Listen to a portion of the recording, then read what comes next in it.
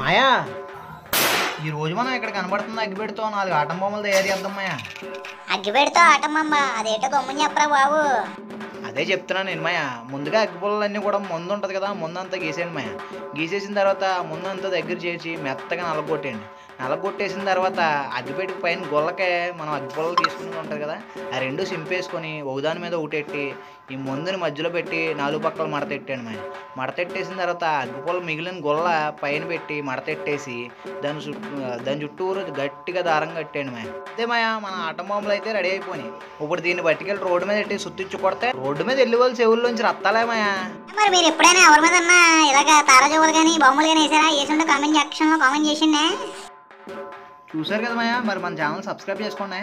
మాయా మన ఓడి చేసిన ఆటం బొమ్మ ఫుల్ వీడియో లింక్ కింద ఇస్తున్నాడు, చూసేయండి ఒకసారి ఫుల్గా.